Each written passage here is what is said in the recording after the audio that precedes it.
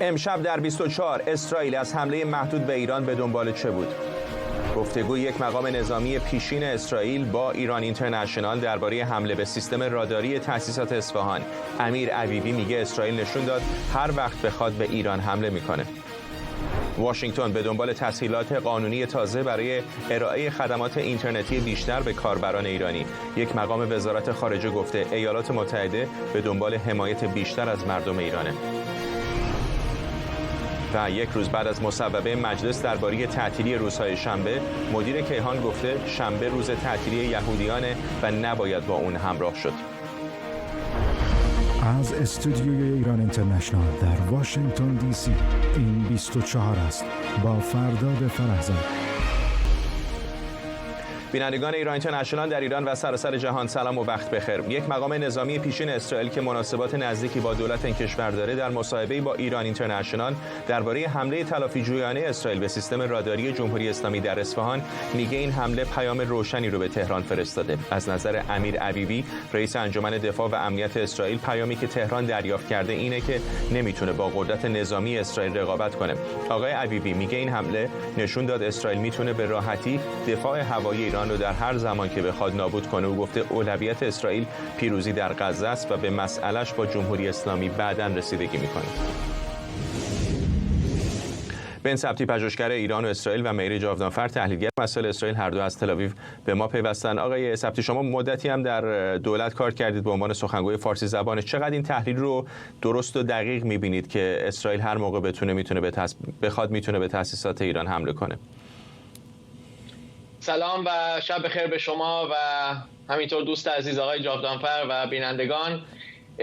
ببینید، از نظر حقایقی که آقای عبیبی گفته این شکی درش نیست و واقعا اسرائیل توانایی ها رو داره، ولی مسئله اینه که ایشون درسته که با یک رسانه فارسی زبان حرف زده و حتی شاید به انگلیسی حرف زده، ولی در واقع به طرز اسرائیلی و عبری فکر کرده. وقتی اینطور حرف زده ایشون با یک طرزی حرف زده که انگار مثلا تهدید آمیز به نظر میاد و یک جوری باعث حتی ممکنه میشه که رژیم جمهوری اسلامی خب بعد از همچین حرفایی میتونه بره به فکر بیفته، بگه خب ما این ضربه رو خوردیم در اون سایت راداری در اصفهان، بریم و نقاط ضعف خودمون رو چک بکنیم. اینها هی به ما میگن ما میتونیم حمله کنیم، ما میتونیم دوباره صدمه بزنیم، بریم به دنبال نقاط ضعف خودمون بگردیم و اونها رو پوشش بدیم، اونها رو ببندیم و اینها کار رو برای اسرائیل سخت میکنه برای دفاعی آینده. همینطور که همچین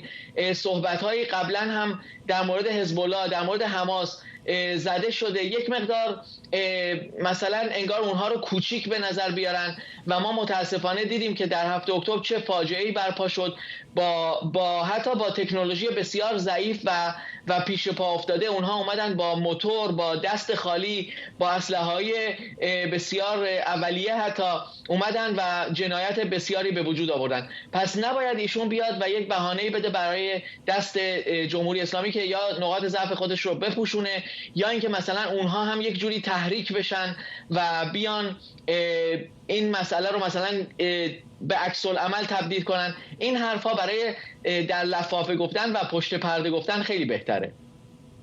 آقای جاودانفر، هم موقع که حمله تلافی‌جویانه منتسب به اسرائیل انجام شد خیلی ها معتقد بودن که شاید به اون اندازه‌ای که خیلی ها انتظار داشتن از اسرائیل نبوده. چقدر به نظرتون الان این تحلیل ها میتونه جوابگوی اون انتقادها باشه که اسرائیل واکنشش به حملات جمهوری اسلامی به خود اسرائیل متوازن و به اندازه واکنشی که انتظار میرفت نبوده؟ ببینید، با عرض سلام خدمت شما و جناب آقای سبتی. در اسرائیل ما همیشه متوسل میشیم به گزارش‌های خارجی برای مسائلی مانند برنامه اتمی اسرائیل یا حملات بین اونا. چرا؟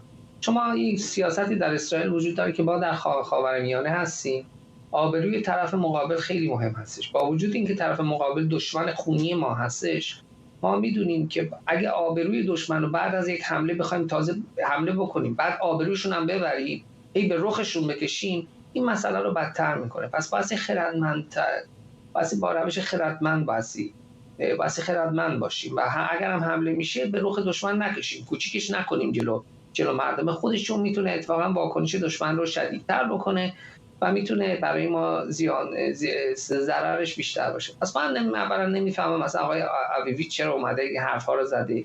تمام دنیا میدونن که در تمام روزنامه‌ها نوشته شده کی کجا حمله شد، چی شد.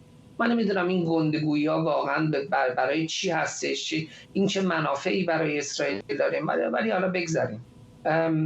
اینی که اسرائیل بر اساس گزارش‌ها، من نمیام مثل آقای حبیبی بیام اونطوری حرف بزنم، من میگم بر اساس گزارش‌ها حمله کردن به تأسیسات در ایران ببینید خیلی مهم هستش، به خاطر اینکه دولت اسرائیل هیچ وقت نمیتونه اجازه بده که حکومت تهران برای اسرائیل خط قرمز بکشه.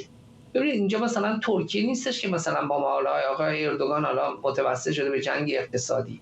مثلا جنگ اقتصادی نیست. آیت الله خامنه‌ای و حکومت در ایران گفتن که میخوان اسرائیل رو نابود بکنن. به بزرگترین دشمنان ما اسلحه میدن و همچنین با وجود اینکه مردم خود ایران به این بهای بسیار گران قیمت که میپردازن اونا مصمم هستن. پس اسرائیل نباید اجازه بده که خط قرمز براش بکشن و این خبری گزارش شده در مطبوعات که در 19 آوریل اتفاق افتاد. این اسرائیل گفتش که ما ایران خواست روز 13 آوریل با حملهش خط قرمز بکشه، اسرائیل با جواب گزارش شدهش گفتش که شما برای ما خط قرمز رو نمیکشیم. من فکر می‌کنم خود جمهوری اسلامی از خط قرمزی که اسرائیل سالها کشیده بود که نفوذ ناپذیر، امکان حمله، خیلی‌ها فکر می‌کردن جمهوری اسلامی نداره، خود ایران اون خط قرمز رو عبور کرده ازش. آقای فرزاد، هیچ کس در اسرائیل فکر نمی‌کرد که جمهوری اسلامی ایران قدرت حمله به اسرائیل نداره. هیچ کس فکر نمی‌کرد. ما همه می‌دونیم که موشک دارن، ما همه می‌دونیم که پهپاد دارن. فکر نمی‌کردن، خیلی فکر نمی‌کردن که با این حجم به این بزرگی بخواد حمله بکنه. بله اون غیر مترقبه بود و چیز دیگه هم غیر مترقبه بود این بود که اسرائیل همپیمانانش توانایی جواب یعنی از دفع این حمله رو داشتن، حذف این حمله رو داشتن و اینکه اردن کمک کرد به اسرائیل. ممنونم از هر دوی شما، بن سبتی و مهری جاودانفر، تحلیلگر مسائل ایران. دولت آمریکا مجوز کلی برای ارائه خدمات نرم افزار و سخت افزار به شهروندان رو در داخل ایران به مقررات دولتی تبدیل میکنه. با این تصمیم آمریکا شرکت‌های فناوری غربی با کاهش خطر تحریم شدن راحت‌تر میتونن به شهروندان ایرانی خدمات ارائه کنن. یک مقام آگاه در وزارت خارجه آمریکا به ایران اینترنشنال گفته این اقدام نشانه دیگری از حمایت همه‌جانبه ایالات متحده از مردم ایرانه. از وزارت خارجه آمریکا همکارم سمیرا قرایی به ما پیوسته. سمیرا، در عملا چه نتیجه خواهد داشت، چه تغییراتی میتونیم ببینیم در زمینه شرکت‌های فناوری که خدمات اینترنتی ارائه میدن؟ ببین در عمل اون چیزی که قرار هست تغییر بکنه اتفاقا اینجا در ایالات متحده اتفاق خواهد افتاد و اون اینه که خب کمپانی‌های تک حالا مستقر در هر جایی از ایالات متحده راحت‌تر میتونن اگر سرویسی قراره که به شهروندان ایرانی ارائه بدن، اگر که قراره سخت افزاری بفرستند داخل ایران، لپتاپی بفرستند، هر جور سخت افزار، قطعات مربوط به کامپیوتر یا نرم افزار ارائه بکنند، این شرکت‌ها دیگه تن و بدنشون نمیلرزه که مورد تحریم قرار خواهند گرفت از سوی ایالات متحده به خاطر تجارت با داخل ایران. به خاطر تحریم ها مسئله این هستش که همواره یک نگرانی برای هر گونه شرکتی که در ایالات متحده مستقر هست یا هر فرد آمریکایی که هر جایی از جهان زندگی میکنه این نگرانی رو داره که اگر تجارتی بخواد با شهروندان ایرانی در داخل ایران انجام بده بخواد مشمول تحریم‌های خزانه‌داری بشه. اون اتفاقی که داره میفته الان این هست که خب مجوزها یا در اصطلاح جنرال لایسنس هایی وجود داره که اینها رو از سال 2010 ایالات متحده وضع کرده، مدام به روز رسانی کرده و الان در آخرین مرحله، آخرین نسخه این مجوزهای کلی که با نام D2 شناخته میشه یا D2، این رو میخوان بدل به قوانین دولتی بکنند یا فدرال رگولیشن. این اتفاق در واقع باعث میشه که یک حمایت قانونی قانونی محکمتری پشت این مجوزها باشه. این تجارت‌ها باعث بشه که در واقع یک مشوقی باشه برای این کمپانی‌ها که این تجارت‌ها رو انجام بدن، ولی در نهایت این بر عهده کمپانی‌هاست که بخوان با افرادی در داخل ایران تجارت بکنند یا نکنند. ولی دولت داره الان بهشون اطمینان رو میده که اگر شما بخواید خدمات ارائه بدین در حوزه‌های مختلف، به ویژه پلتفرم‌های شبکه‌های اجتماعی، در رابطه با بازی‌های آنلاین، پلتفرم‌های مختلف یا تلکامیونیکیشن هایی که در فضای مجازی انجام میشه، ما با شما برخورد در رابطه با تحریم ها نخواهیم کرد. در واقع این مشوق رو وزارت خزانه داری و وزارت خارجه ایالات متحده دارن به این کمپانی ها میدن. اتفاق مهمی هست، یک اتفاقی است که حمایت هر دو حزب رو هم داره، هم حزب جمهوری خواه هم حزب دموکرات، و دولت بایدن در مجموع داره بهش افتخار میکنه. یک از مقام های وزارت خارجه به ما میگه که این یک نشانه دیگره که با ملت ایران نشون بدیم که ما پشت شما هستیم، از شما داریم حمایت میکنیم. 7 یا 8 روز بعد از کشته شدن مهسا امینی بود که این مجوزهای کلی D2 که آخرین نسخه این مجوزها بود که گفتم از ماه مارس 2010 شروع شد این مجوزها آمدن، در سال 2014 دیوانش منتشر شد و بعد D2 یک هفته بعد از مرگ مهسا امینی بود. این کارهایی که دارن میکنن و اینکه الان این رو بدل به یک قانون دولتی دارن میکنن رو به عنوان یکی از ستونهای اساسی حمایت از مردم ایران دارن معرفی میکنن. 2 ستون دیگر رو هم این مقام رسمی وزارت خارجه به ما ازش گفت. یکی بحث VPN هاست که بحث VPN ها جدا هست از این. به هر حال درسته که هر دو در حوزه تک داره اتفاق میفته، ولی یک فاند دولتی، یک منبع مالی دولتی وجود داره. کنگره هم چند ماه پیش بیشتر تصویب کرد که به شرکت هایی که VPN توسعه میدن، میسازن، دیولپ میکنن، داده میشه و اونها میتونن ابزار دور زدن فیلترینگ اینترنت VPN در اختیار مردم قرار بدن. ما پیشتر هم گفتیم که 30 میلیون نفر در داخل ایران به گفته آقای بایدن و مقام های ایالات متحده از ابزارهای دور زدن اینترنتی استفاده میکنند که حمایت مالیش با ایالات متحده است.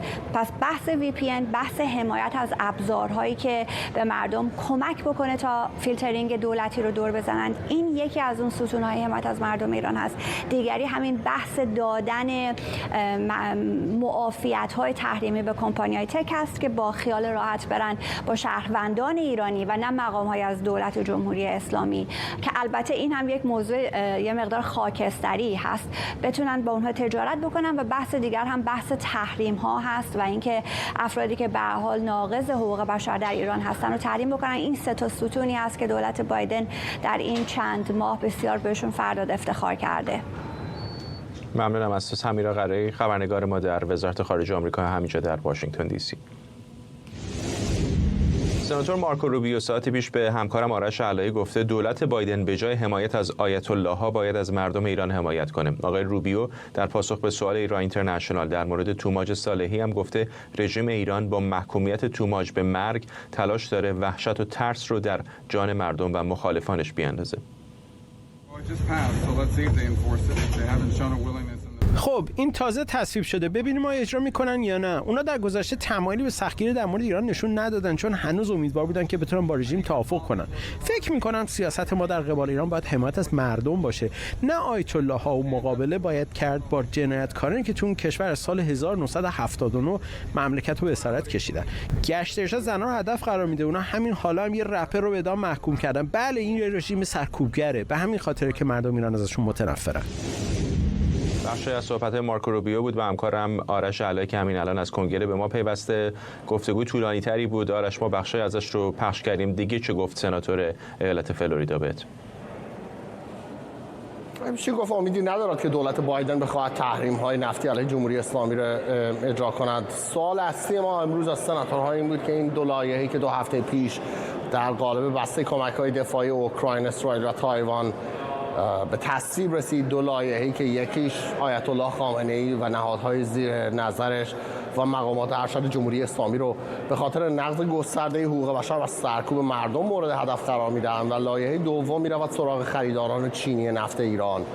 و اتفاقا اون بند از این لایحه دوم که میرود سراغ تحریم‌های ثانوی علیه خریداران نفت ایران رو خود دفتر همین سناتور مارکو روبیو پیشنهاد کرده بود، در کمیته تصویب شد، بعد رفت در دو صحن علنی مجلس سنا هم به تصویب رسید.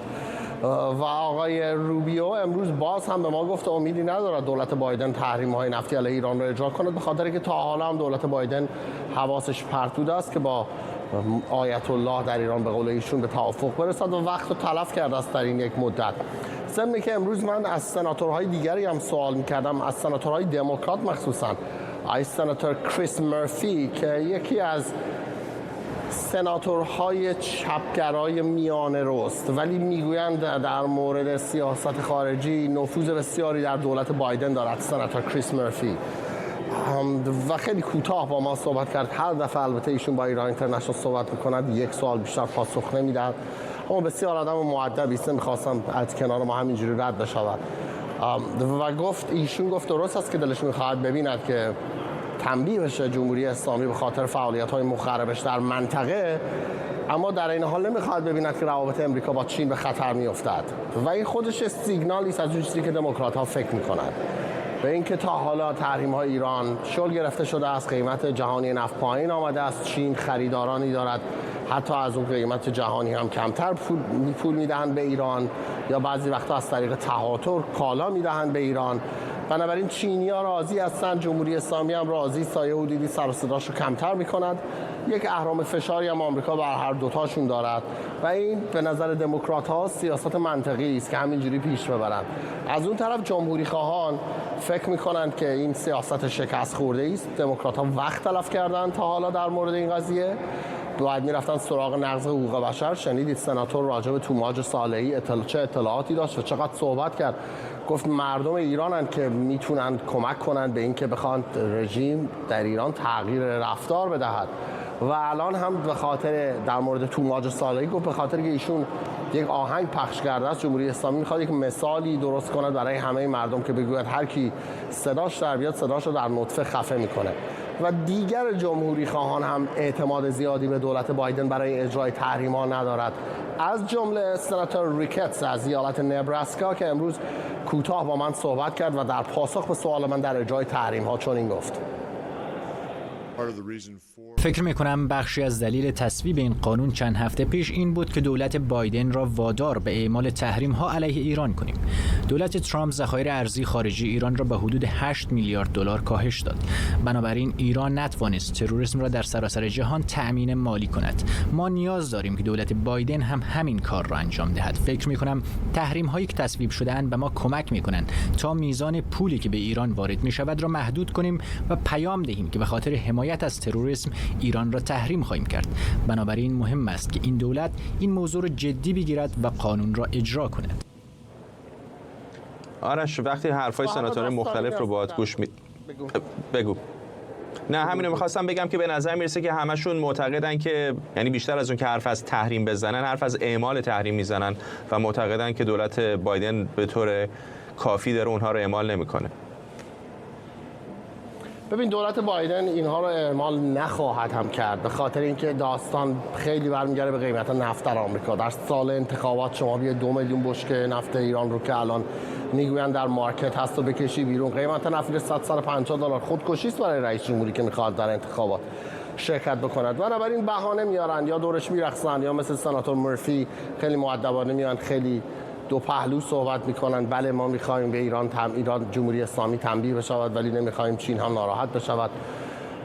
در این حال جمهوری خواهان چند بار هم صحبت کردیم باشون اینجا، سیاستشون این است، جمهوری خواهان میدونن دولت بایدن این تحریم‌ها رو اجرا نخواهد کرد ولی فکرشون این است الان بیان لوایحی رو به تصویب برسونن در کنگره که رئیس جمهوری بعدی آمریکا که احتمال دارد و جمهوری خواهان امیدوارند دوره دوم دونالد ترامپ باشد، وقتی وارد کاخ ریاست جمهوری می شود آقای ترامپ یا هر حالا نامزد دیگر جمهوری خواه اگر یه وقتی قرار باشه ایشون جایگزین بشود بتواند به اندازه کافی قانون داشته باشد که همون لحظه اول از روز اول برود سراغ جمهوری اسلامی و بخواهد این تحریم‌های نفتی علیه جمهوری اسلامی اجرا بکنند.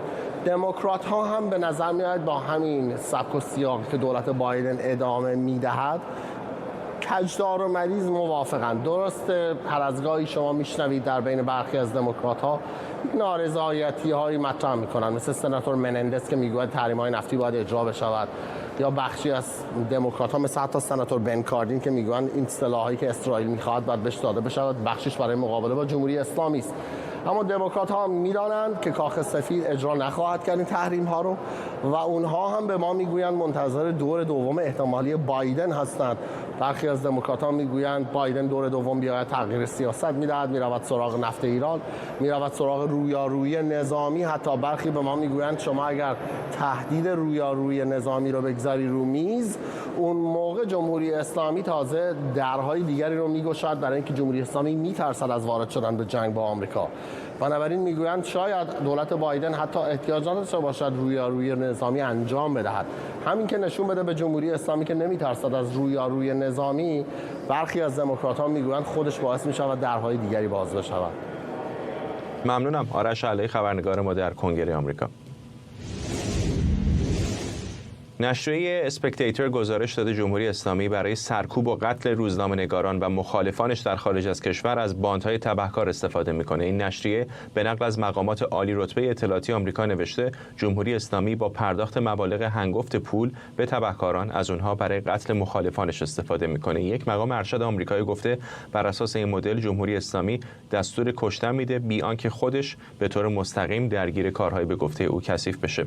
بنابراین گزارش واحد 840 شاخه از سازمان اطلاعات سپاه پاسداران در این سرکوب و توطئه‌های برون مرزی مشارکت داره. حمله به همکارم پوریا زراعتی در لندن و طرح ترور سیما ثابت همکار سابقم و خود من از پروژه‌های جمهوری اسلامی بر اساس مدل جدید قتل در ازای پول عنوان شده. مریم منظوری، روزنامه‌نگار از واشنگتن، به ما پیوسته. چه نکات مهمی در این گزارش دیدید خانم منظوری؟ چه چیز جدیدی به ما میگه؟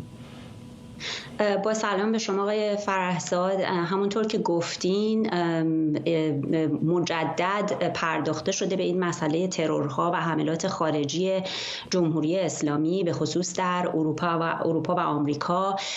نکته‌ای که هست برای من جالب بود این که عملیات برون مرزی جمهوری اسلامی برای تبهکاری با استخدام خلافکاران و اجیر کردن باندهای تبهکاری بازار ارتکاب قتل و ترور در آمریکا و اروپا رو انگار متحول کرده، به این ترتیب که اینها میان خلافکاران و مجرمان سابقه دار و همچنین شبکه‌های تبهکاری مثل قاچاقچیان انسان یا قاچاقچیان جواهر رو استخدام می‌کنند و برای انجام عملیات ترور از اونها استفاده می‌کنند و انجام عملیات ترور رو در واقع برون سپاری می‌کنند به این افراد و گروه‌هایی که در کشورهای دیگه مشغول به کارهای زیرزمینی هستند، به دلیل اینکه این افراد و شبکه‌های محلی میدونن مثلا چطور سلاح تهیه کنن، راه‌های فرار رو بلد هستن، منابع محلی خودشون رو دارن و ممکنه اصلا روحشون هم خبر نداشته باشه که کارفرما کیه و قربانی کیه و این عملیات مثلا قتل یا ترور با چه هدفی داره انجام میشه. و یک مقام آمریکایی هم گفته که دستور عملیات رو جمهوری اسلامی صادر میکنه بدون اینکه در واقع مچش گرفته بشه، یعنی در واقع لو رفتن خودش رو تضمین میکنه که لو نره در واقع و ردپای قابل لمس و اسم هویتی از خودش به جا نگذاره. این گزارش مثال زده و مقایسه کرده این عملیات برون سپاری قتل و ترور افراد در خارج از ایران رو با گروه‌های نیابتی که جمهوری اسلامی در کشورهای خاورمیانه داره مورد حمایت قرار میده. مثلا میگه که همونطوری که حوثی‌های یمن به کشتی‌ها در دریای سرخ حمله میکنن یا مثلا حماس داره با اسرائیل میجنگه و با اسرائیل حمله کرد و بهش موشک زد و جمهوری اسلامی زیر بار نرفت و انکار کرد، اینجا هم در واقع جمهوری اسلامی همون الگو رو پیش گرفته و حاشا میکنه و همونطور که اشاره کردین این کارفرمای این عملیات واحد 840 هست در بخشی از دستگاه اطلاعاتی جمهوری اسلامی که که در دل نیروی قدس قرار داره و عملیات ترور در خارج از کشور رو انجام میده. دولت بریتانیا چند ماه پیش این واحد رو تحریم کرد و وزارت خزانه‌داری آمریکا هم 1-2 هفته پیش اعلام کرد که سپاه پاسداران به عنوان نیروی اصلی و مادر نیروی قدس خودش رو به عنوان یک نیروی داخلی و بین‌المللی برای سرکوب و هدف قرار دادن روزنامه‌نگاران و فعالان سیاسی، ایرانی‌های دو تابعیتی و منتقدان به نقض حقوق بشر تثبیت کرده. این گزارش یک نکته دیگه‌ای داره و این هست که جمهوری اسلامی برای انجام اهداف خودش در خارج از کشور هیچ قانون و ضابطه خاصی رو رعایت نمیکنه و تنها هدفش اینه که در واقع مچش گرفته نشه و برای انجام این کار و برای رسیدن به این هدف چه کسی بهتر از خلافکاران و شبکه‌های محلی تبهکاری و مستقر در کشورها که زیر ذره‌بین پلیس ضد تروریسم هم قرار ندارند. و این گزارش میگه که از سالها پیش جمهوری اسلامی این شبکه رو تدارک دیده و افراد بالقوه برای انجام عملیات برون مرزی در آینده رو که به کارش بیان شناسایی کرده، باهاشون مذاکره کرده و در واقع اونها رو به عنوان هسته‌های خفته در شبکه خودش قرار داده و بعد هم با عملیات برون مرزی برای هدف قرار دادن دگراندیشان روسیه در کشورهای اروپایی و آمریکایی مقایسه کرده. ممنونم از شما مریم منظوری، روزنامه‌نگار از واشنگتن با ما. دیشب ارتش اسرائیل با حملات تلافی‌جویانه هوایی به بلبک در شمال شرقی لبنان یک پایگاه حزب الله رو هدف قرار داده. این حمله بزرگترین حمله به منطقه بلبک از زمان شروع جنگ اسرائیل و حماس گزارش شده و در واکنش به حمله پهپادی حزب الله لبنان به یک پایگاه نظامی اسرائیل بوده. در همین حال جنگ در نوار غزه هم همچنان ادامه داره و ارتش اسرائیل از حملاتی در شمال و جنوب نوار غزه خبر داده. همکارم بابک اسحاقی گزارش میده. بدون شک نه در جامعه اسرائیل، حداقل اکثریت کسانی که در اسرائیل هستند، نه در دولت اسرائیل شکی برای شکست دادن حماس به هر نوع وجود نداره و همه بر این باورند که رفح یکی از مکانهایی هستش که باید اسرائیل در اون حماس را شکست بده. گالانت وزیر دفاع اسرائیل با آنکه اختلافات نظری با بنیامین نتانیاهو نخست وزیر اسرائیل در رابطه با روز پس از جنگ داره، اما در رابطه با ورود به رفح با همدیگه اختلافی ندارند. امروز ارتش اسرائیل اعلام کرد که 2 تیپ دیگر از ارتش این کشور را به سوی رفح روانه خواهد کرد. در حال حاضر گردانهای ارتش اسرائیل در پشت دروازه‌های شهر رفح پس از اینکه شرق رفح را به تسخیر خودشون درآوردن ایستادن. امروز ارتش اسرائیل اعلام کرد که در راه غرب رفح بسیاری از تونل هایی را که در اونجا حماس کنده بود پیدا کرده، نابود کرده. حتی مجموعه از موشک هایی که به سوی تل آویو هدف گیری شده بودن را هم در اونجا نابود کرده و ارتش اسرائیل بجز در جنوب نوار غزه و در رفح در شمال و مرکز نوار غزه هم عملیات خودش را ادامه میده. امروز من از صبح در کنار مرز اسرائیل با جبالیه در شمال نوار غزه بودم و لحظه این نبود که آتش توپخانه و هواپیماهای اسرائیلی ساکت بشن و دود و آتش بر فراز جبالیه به آسمان میرفت و حملات اسرائیل به شدت در جایی که از اونجا سربازان اسرائیل چند ماه پیش بیرون اومدن پس از پاکسازی دوباره وارد شدن، زیرا همانطوری که آقای گالانت گفته پس از اینکه اسرائیل پاکسازی میکنه یک منطقه را و کسی در این خلأ نیست که جای اسرائیل را بگیره و حکومت مدنی و نظامی را در دست بگیره، خیلی سریع افراد حماس باز میگردن و در اونجا دوباره کنترل را به دست میگیرن. در کنار اون یک نکته هم در رابطه با شمال اسرائیل بگم. از امروز از ساعت 6 صبح تا الان که حدود 7 بعد از ظهر هستش 129 بار آژیر خطر در شمال اسرائیل به صدا در اومده. 10 ها موشک به سوی اسرائیل شلیک شده. نباید در نظر دور داشت شمال اسرائیل که هر روز تنش ها هم در اونجا افزایش پیدا میکنه. یک روز بعد از مصوبه مجلس برای تعطیلی شنبه‌ها در ایران، حسین شریعت مداری نماینده خامنه‌ای در روزنامه کیهان این مصوبه رو اهانت به نظام خونده. او گفته شنبه روز تعطیل رسمی یهودیانه و نباید به گفته او نظام مقدس اسلامی به همراهی با اون متهم بشه. دیروز نمایندگان مجلس با کاهش ساعات کاری و افزوده شدن شنبه به تعطیلات آخر هفته موافقت کردند. برای اجرایی شدن این مصوبه شورای نگهبان هم باید اون رو تایید کنه. همکارم احمد صمدی گزارش میده. موضوع افزوده شدن یک روز دیگر به تعطیلات آخر هفته و کاهش ساعات کاری که به موضوع نزاع‌های قلمی و سیاسی در ایران تبدیل شده بود، سرانجام یک مرحله پیش رفت و در مجلس شورای اسلامی تعیین تکلیف شد. پیش از آن که ببینیم در این باره چه روندی طی شده، بیایید به نقشه تعطیلات آخر هفته در جهان نگاهی بیاندازیم. اکثر کشورهای جهان که شماری از کشورهای اسلامی مانند تونس و مالزی جزو آنها هستند و با رنگ سبز دریایی مشخص شده‌اند، شنبه و یک شنبه را تعطیلات آخر هفته خود قرار دادند. در این نقشه برخی کشورهای اسلامی هم با حفظ جمعه به عنوان روز مقدس، شنبه را به عنوان دومین روز تعطیل خود برگزیدند. در جهان اما کشورهایی هستند که فقط یک شنبه ها تعطیل هستند که در نقشه با رنگ نارنجی مشخص شده و شامل کلمبیا، مکزیک، هند و فیلیپین می شود. در این میان دو کشور دیگر هم در جهان هستند که آنها هم یک روز در هفته و البته جمعه را به عنوان تعطیلات آخر هفته خود تعیین کردند: جمهوری اسلامی ایران و جیبوتی. چند هفته‌ای بود که لایحه اصلاح ماده 87 قانون مدیریت خدمات کشوری که شامل کاهش ساعات کاری و افزوده شدن یک روز دیگر به تعطیلات آخر هفته می شود، مجددا در مجلس مطرح شده و در کوران مشکلات بیشمار اقتصادی، فرهنگی و سیاسی مردم، گروه‌های سیاسی و رسانه‌های وابسته به آنها درگیر این بودند که چه روزی در کنار جمعه تعطیل شود، پنجشنبه یا شنبه. یه اشاره‌ای کردین، گفتین که به خاطر مسائل فرهنگی نمیشه پنجشنبه ها رو، عرضم به حضور شما، از خیلی تعطیلیش گذشت. یکیشو فرمودین زیارت اهل قبور، دلایل دیگه هم دارین؟ موافقان تعطیلی پنجشنبه که عمدتاً از اقلیت تندرو صاحب قدرت و رسانه در ایران هستند، مبنای خود برای تعطیل بودن این روز را ظاهراً مسائل مذهبی عنوان می‌کردند، اما در باطن آنها بر مبنای یک تصمیم ایدئولوژیک خواهان تعطیل شدن پنجشنبه ها بودند.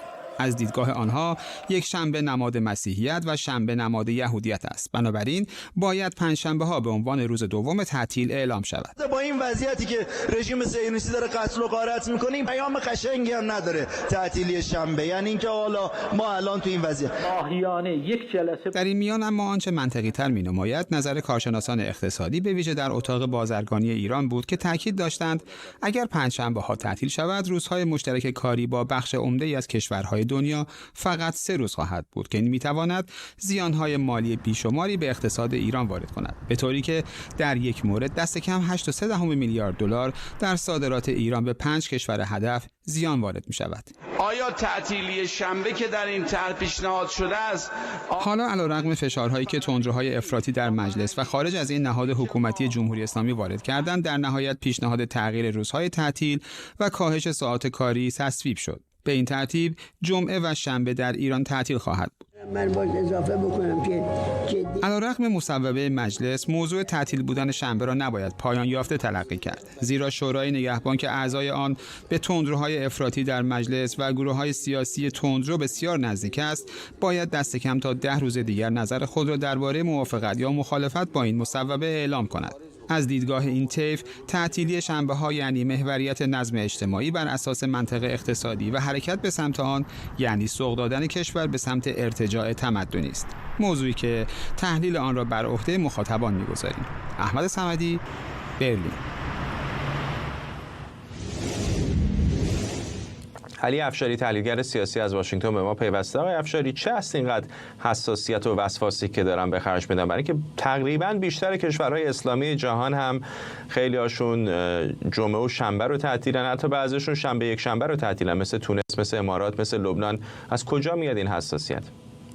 خب این حساسیت و ویژگی اصلی جمهوری اسلامی میگرده و مرتبط هستش که گفتمان بنیادگرایی اسلامی شیعه محور هست. شما نگاه بکنیم، جمهوری اسلامی هیچگاه پذیرای این ساختار جهانی و نرم‌ها، ارزش‌ها و روالش نشده و سعی کرده تا اونجایی که ممکن هست در مقابل اون قرار بگیره، خودش رو جدا بکنه و مروج بازگشت کشورهای اسلامی به گذشته باشه. خب این نگاه رو کشورهای اسلامی دیگه نداره، اینا وسط همین مناسبات جهانی هست.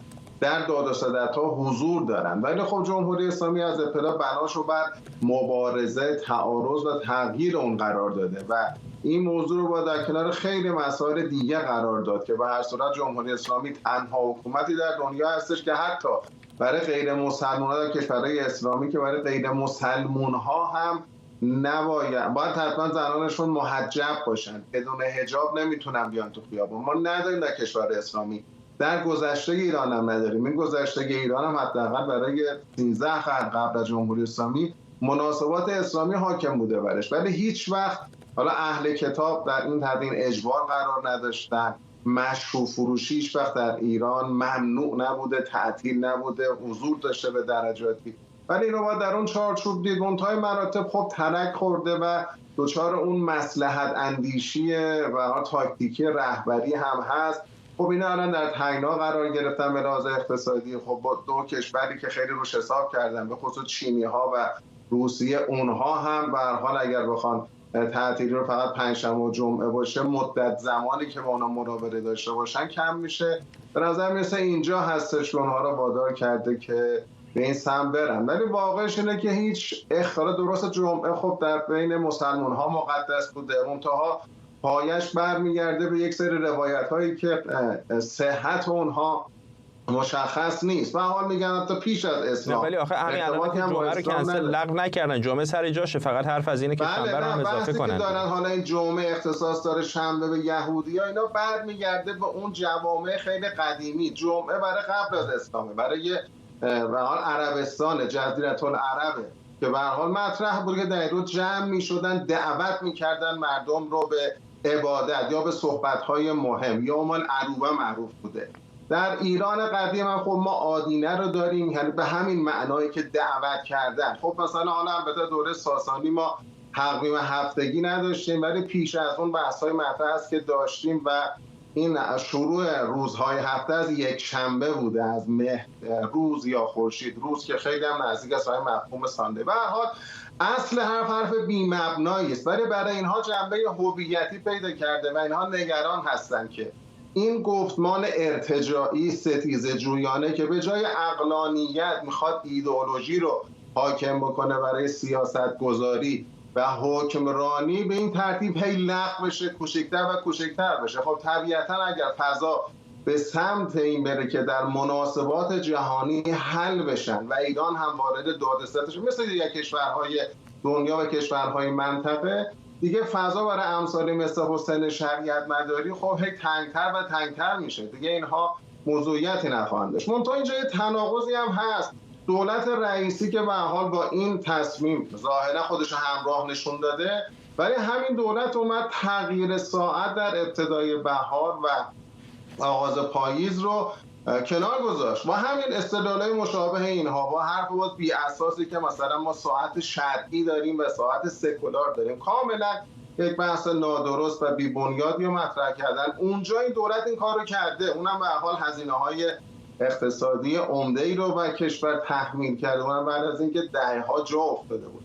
ولی در اینجا ما شاهد هستیم که اینا این کارو کردن. البته این رو هم بگم، این موضوع تصمیم ساده در ایران نبوده. مثلا اگر دهه‌های قبل بوده، روحانیت به این سادگی تن نمیداده به پذیرش این مسئله، اما خب می‌بینیم که الان برخی از مراجع مثل جوادی آملی هم موافقت کرد. ممنونم از شما علی افشاری، تحلیلگر سیاسی از واشنگتن. رئیس تشکیلات خودگردان فلسطین در اجلاس سران اتحادیه عرب در بحرین گروه شبه نظامی حماس را متهم کرده که با حمله بی‌سابقه و مرگبار به اسرائیل در 7 اکتبر به گفته او بهانه‌هایی به این کشور برای حمله به غزه داده. محمود عباس همینطور خواستار کمک مالی بیشتر به تشکیلات خودگردان فلسطینی شده. محمد بن سلمان ولیعهد عربستان سعودی هم در این اجلاس از جامعه جهانی خواسته از تلاش‌ها برای آتش‌بس در غزه حمایت کنه. در همین حال ابراز ناامیدی وزیر دفاع اسرائیل از ناکامی دولت اسرائیل درباره تعیین تکلیف وضعیت غزه بعد از جنگ باعث بروز اختلاف در کابینه اسرائیل شده. یوآف گالانت گفته مخالفت داره مخالف اداره سیاسی و ایجاد یک حکومت نظامی توسط اسرائیل در نوار غزه است. به گفته آقای گالانت، اسرائیل باید ضمن از بین بردن توانایی‌های حماس در غزه زمینه ایجاد حکومتی جایگزین رو در فلسطین مهیا کنه. وزیر دفاع اسرائیل گفته نیروهای بیشتری به جنوب نوار غزه در رفح برای انجام عملیات زمینی ملحق میشن. به گفته یوآف گالانت، گفته این عملیات حماس رو از بین میبره. تونل‌های زیادی تخریب شده و تونل‌های بیشتری هم به دست نیروهای ما به زودی تخریب خواهد شد. عملیات ما گسترش پیدا میکنه. حماس سازمانی نیست که بتونه در حال حاضر خودش رو مجدداً سازماندهی بکنه. نیروهای ذخیره توانایی تولید مهمات و تدارکات نداره و نمیتونه دوباره مسلح بشه. ما اونها رو فرسوده میکنیم. شکریا برادوس، پژوهشگر امنیت بین‌الملل و سیاست خارجی از واشنگتن دی سی با ماست. خانم برادوس، به نظر یک سردرگمی خیلی روشنی بین کابینه جنگ اسرائیل الان وجود داره. آقای یوآف گالانت یک چیز میگه، آقای نتانیاهو حرف دیگری میزنه. اینکه چقدر فتح در این حکمرانی آینده غزه نقش بازی خواهد کرد هم محل سوال هست. آقای نتانیاهو حرف از این میزنه که نمیخواد کنترل غزه رو از حماسستان به گفته او به فتحستان تبدیل بکنه. واقعا برمیگرده به این که نتانیاهو هیچ برنامه‌ای بعد از جنگ غزه نداره. چیزی که وزیر دفاع هم علنا در مقابل تمام مردم اسرائیل گفته که خب در مورد جنگ وزیر دفاع و نظامی‌ها دارن می‌جنگن، ولی خب بعد از این جنگ یا اینکه یک حکومت نظامی باشه یا بازسازی غزه بر عهده اسرائیل باشه، نظر اقتصادی برای اسرائیل ضررمند خواهد بود. برای از نظر نظامی هم بخواد کنترل کنه که امکان پذیر نیست. جنگ کوچه به کوچه خواهد بود و با شبه نظامیان در چنین باریکه غزه‌ای که مردم خشمگین هستن. اسرائیلی که بعد از چندین ماه، بعد از بیش از 7 ماه موقعیت اقتصادی و فقر و گرسنگی و کشته‌هایی که دادن رو نمیتونن نیروهای اسرائیلی رو قبول کنن و مسئولیت و این جنگ مثل یک باطلاقی برای اسرائیل خواهد بود. و به جز این که خب نتانیاهو جوابی که داره، خب نمیخواد فتحستان باشه. خب آلترناتیوش چیه؟ نمیخواد که از آسمان هفتم برای اسرائیل، برای فلسطینی‌ها کسی رو بیاره که حاکمیت کنه. خب یا حکومت خودگردان فلسطین یا حماس. اگر شما حماس رو گروه خب قبول شده تروریستی است با 7 اکتبر و اون فاجعه‌ای که درست کرد و فلسطینی‌ها رو در غزه دچار چه مشکلی کرده، با فتح و دولت خودگردان فلسطین چرا نمیتونید مدارا کنید؟ خب قضیه فلسطین هم فرق میکنه. فلسطین با حماس فرق میکنه. شما میتونید با حماس بجنگید و مخالف باشید، ولی برای آینده فلسطین این تنها حماس نیست که باید در مقابلش قرار بگیره. فلسطین یک قضیه که اهمیت جهانی داره و الان این نشستی که در بحرین هم هست نشون میده کشورهای عربی مثلا با داشتن حکومت خودگردان فلسطین و سخنرانی‌ای که محمود عباس کرده این که حمایت میکنن از محمود عباس که برگرده و غزه رو که میدونیم که بعد از جنگ بین حماس و فتح مجبور شده از غزه خارج بشه و فتح عملا اخراج شده از غزه برگرده و این چاره دیگه وجود نداره برای دولت نتانیاهو و اینجاست که به نظر من هنوز آلترناتیوی که درست نکرده. و حرف مهم دیگری هم که برای من که منطقه رو داریم نگاه می‌کنیم جالبه، حرف هاکان فیدان بوده وزیر خارجه ترکیه که نشون میده ترکیه هم میخواد نقشی بازی کنه از اینکه حماس در آینده غزه نقشی داشته باشه. چیزی که هنیه میگه خب هر حکومتی در غزه باشه ما هم خواهیم بود، یعنی نمیگه ما تنها گروهی خواهیم بود در آینده غزه، میگه ما هم جز از این گروهی خواهیم بود که در غزه خواهیم بود. یعنی این رو اعتراف رو میکنه، قبول میکنه که حماس دیگه تنها قدرت غزه نخواهد بود، ولی رو بازی قدرت خودشون اونجا میدونن، مطمئنا حمایت میکنن که حماس برگرده و کشورهای مثل عربستان و کشورهای دیگه‌ای که با حماس مخالف هستن سعی میکنن که حکومت خودگردان فلسطین اونجا برگرده.